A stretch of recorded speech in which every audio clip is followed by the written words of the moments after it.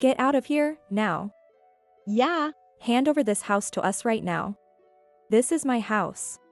But if you really want this house, I'll give it to you. You'll see. My name is Catherine. I turned 60 this year. I divorced my husband when we were younger. My ex-husband had a terrible drinking problem and would verbally and physically abuse me. When he started hitting our children, I slammed the petition for divorce of marriage in front of him. Afterward, I raised our 2 kids on my own and put them through college. Now, I continue to work in floral arranging, a job I've been doing for a long time. A few years ago, I started offering online courses, which has been enjoyable because of all the new people I met. My eldest son, Michael, who has always lived at home, married a woman 2 years his senior. I thought he would move out, but he asked to live together. Since I had no reason to refuse, the 3 of us started living together. Michael's wife, Olivia, was quiet and not good at housework. She began to learn eagerly from me, and I thought she was a very nice girl.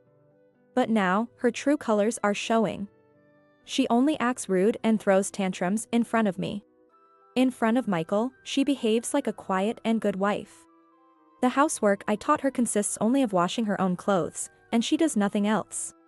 Although it's supposed to be the house I've lived in for many years, I'm somehow being treated like a nuisance. Still, I'm trying to make it work with the 2 of them, who show no signs of leaving. But I never could have imagined how that day would drastically change my life. It was right after I finished an online course and was about to take a break.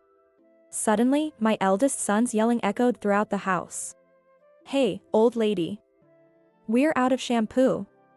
How am I supposed to wash now?" From the bathroom, yet his voice reached all the way up to my room on the 2nd floor. I was used to being yelled at by Michael every day. As I was not very quick on my feet, I brought him the refill shampoo as quickly as I could. "Here you go." "Sorry, I didn't notice."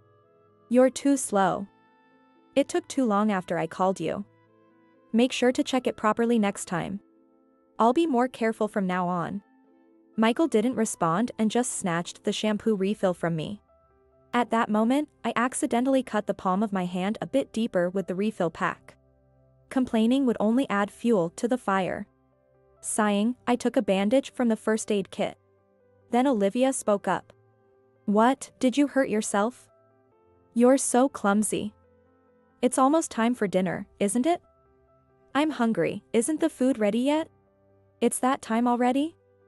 I'll get ready quickly. Maybe you could help me, Olivia?" "Huh? Why do I have to cook too? Just hurry up and do it yourself." As Olivia was about to leave, Michael came out of the shower.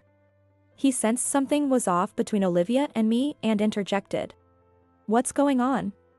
Don't tell me you're bullying my wife, old lady." "Not at all. I just asked her to help because I hurt myself," I explained. Olivia, changing her tone completely, sweetly told Michael. I knew this pattern all too well and was already resigned. "Is that what she said? Hey, old lady.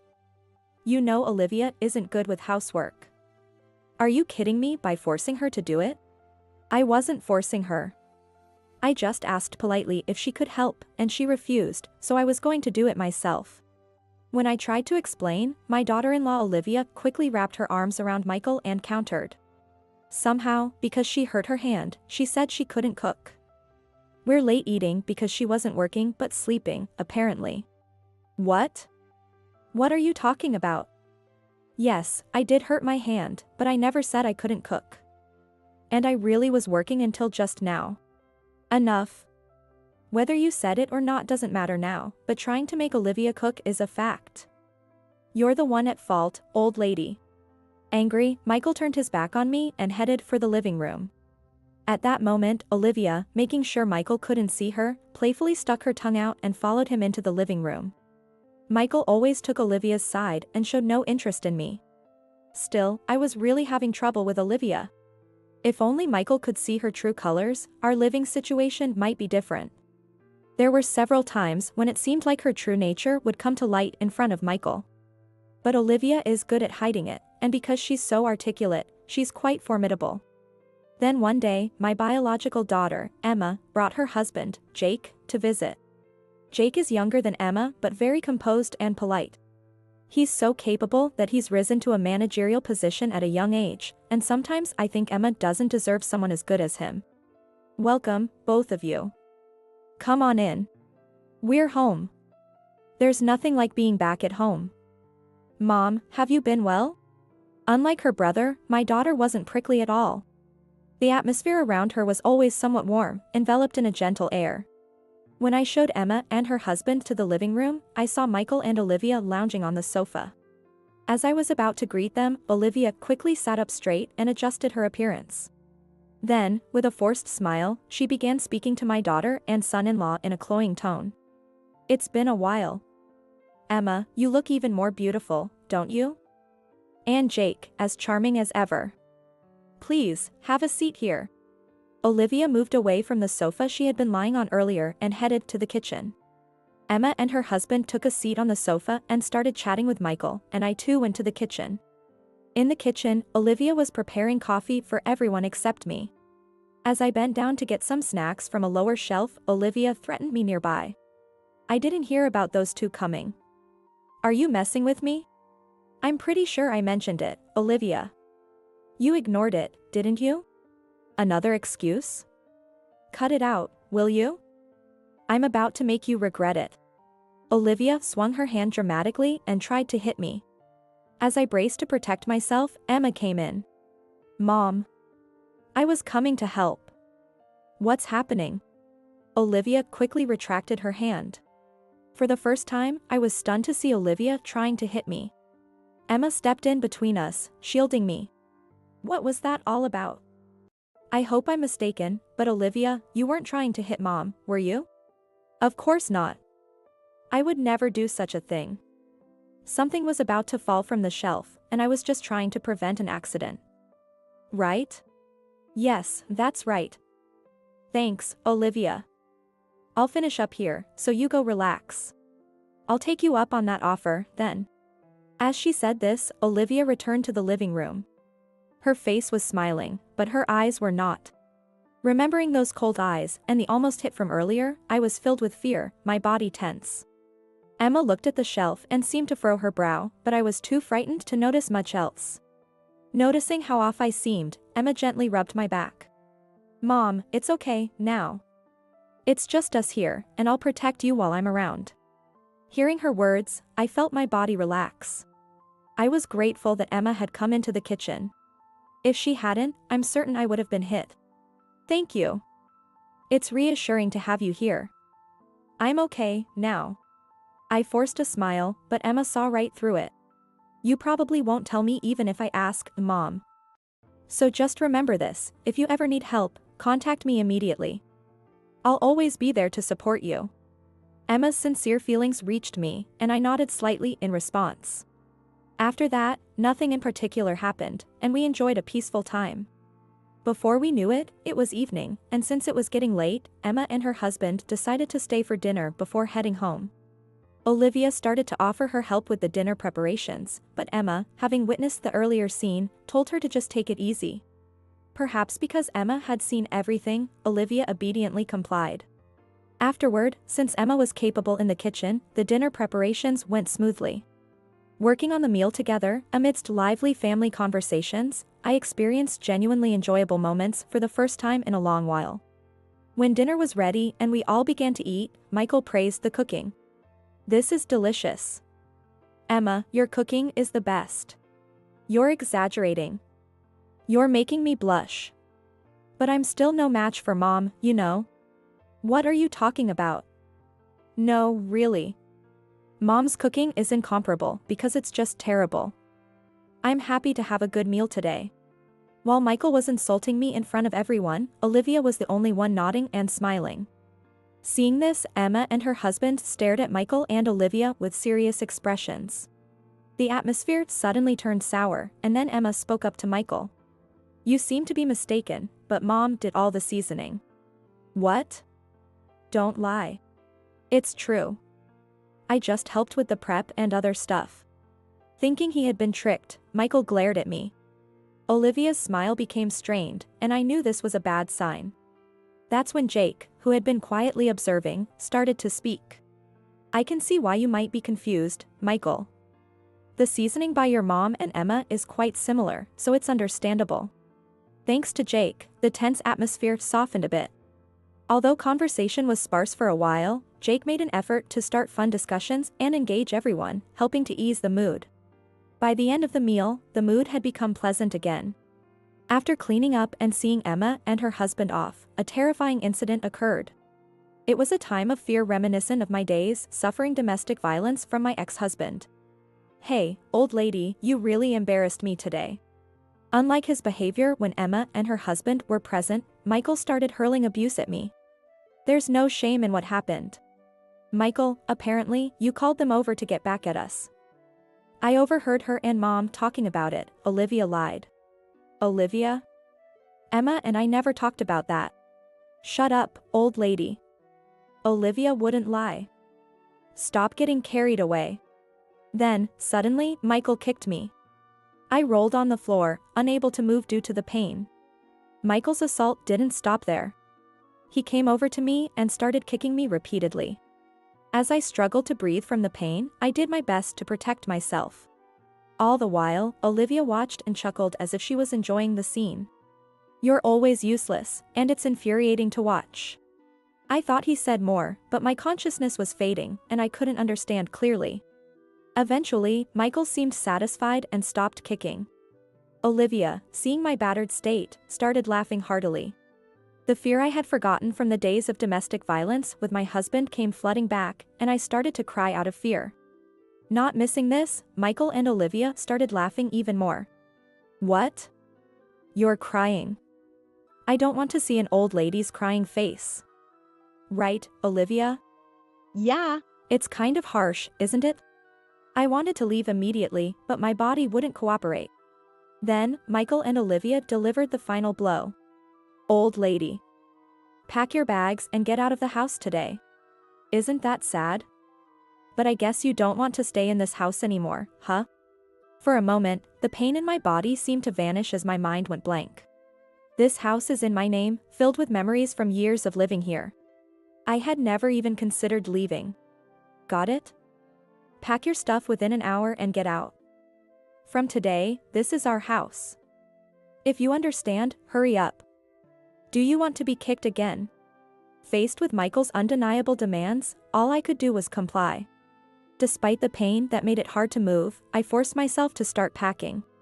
Throughout the packing, tears of frustration wouldn't stop.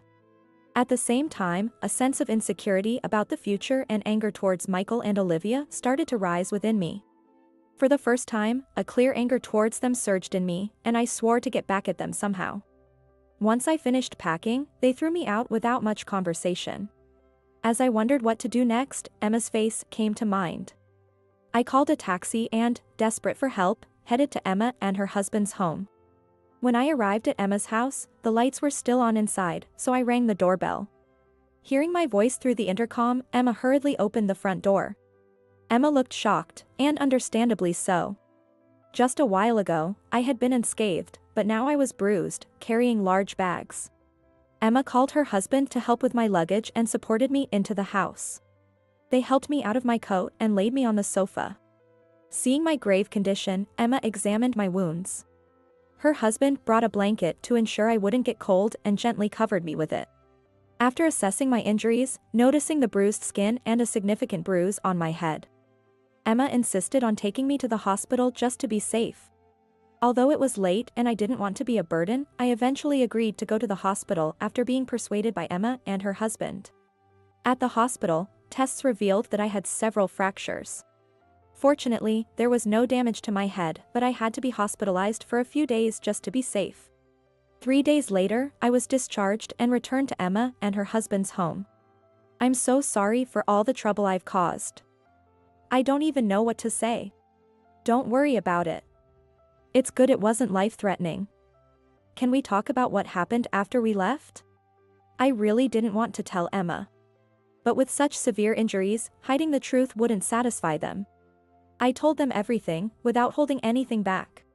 All the verbal abuse and terrible treatment I had endured from my eldest son and his wife since we started living together were laid bare. Emma listened silently until the end. Her husband also listened from a short distance away. After I finished, I asked them a favor. I'm sorry to ask, but could I stay just for a few days? I'll look for a rental that I can move into immediately, just until then. I apologized deeply and pleaded with Emma and her husband. Then, to my surprise, they responded with an unexpected proposal. Mom, don't look so sad. While you were in the hospital, Emma and I decided something.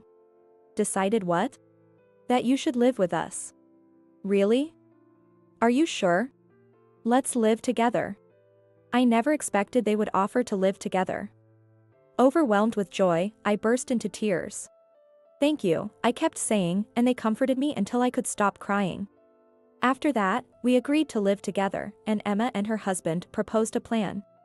They suggested making Michael and Olivia face consequences for their actions. But is it really okay to do that to my own son? Emma, won't you regret it? I don't forgive them, nor should I. I can't forgive them. Emma stated resolutely, and seeing her determination, I accepted the proposal. They told me to leave the details to them, and I trusted them completely with the arrangements. When the month turned, Michael contacted me. Hey. I didn't know there was still a mortgage on the house. What's this? I got a notice to appear in court. What's going on? I never said there was no mortgage. It's your house now, so you deal with it. Don't joke around. How am I supposed to pay this much? You built the house, you pay it off. I refuse. You know what's going to happen if you keep this attitude, right? You're the ones who kicked me out, so I don't know anything about it. You're gonna regret this.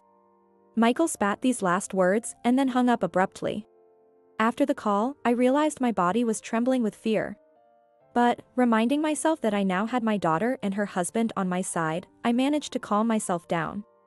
That night, I told Emma and her husband about the call, and they seemed to have expected it. Mom, just ignore any calls from now on. Emma advised, and I complied without question. Despite this, Michael and Olivia continued to call daily. Following Emma's instructions, I kept ignoring them until one day they showed up at Emma and her husband's house. I didn't hear the initial confrontation as I was conducting an online course. When the course ended and I headed towards the living room, I recognized the voices.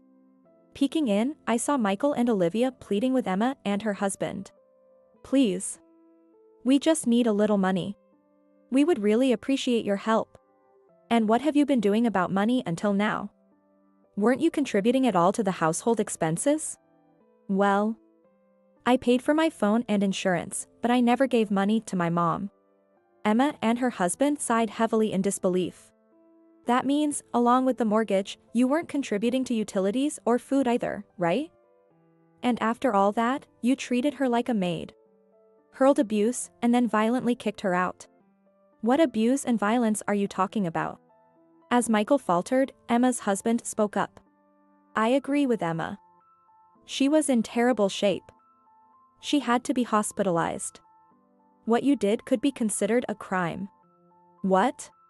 That's the situation, so you should leave for today. Wait. At least tell me where Mom is. There's no way we're telling you that. We're also going to sue you. Be prepared to pay damages. Thinking you can say whatever you want because we came asking for help? Don't mess with us. Suddenly, Michael stood up in a rage and lunged at Emma. Just as I was about to intervene by opening the living room door, Jake stepped between Michael and Emma. Michael was easily restrained by Jake, unable to move.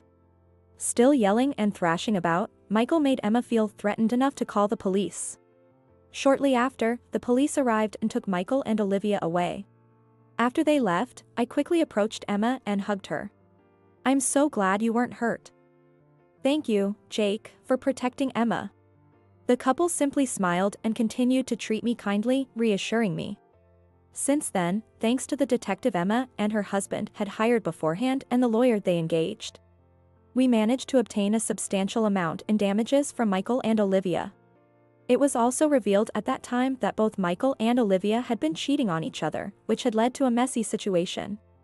Now, they would have to face not only financial issues but also marital problems. Now free from Michael and Olivia, I felt safe to go outside, and gradually, I started to regain my spirits. Despite occasional contacts from Michael, which violated the court's no-contact order, each instance was handled firmly by our lawyer. One day, I happened to meet a former neighbor at the supermarket who mentioned that Michael and Olivia's daily life was plagued by endless arguments over money and infidelity issues. Olivia's true nature was exposed, leading to their divorce. They then put the house up for sale. According to the detective, due to police involvement, the court case, and the divorce, rumors spread throughout Michael's workplace. Prideful Michael soon quit his job. After being dumped by his affair partner, he is now working part-time but without a permanent home, spending nights on the street. As for Olivia, she had been living with her affair partner but was recently dumped. She's now seeking live-in employment, undergoing a tough reformation. She's forbidden from indulging in her beloved activities like nail art and lives a constrained life. As for me, I bought back and renovated our old house, where I now live with Emma and her husband. Emma, who has qualifications in aromatherapy and massage, and I opened a small shop on the spare land during the renovation. We both manage online courses, run classes in our shop, sell crafts, and offer by-appointment aromatherapy massages. Everything is going smoothly. Being able to work on what we love and having returned to a home that, although renovated, is still ours, fills our days with joy.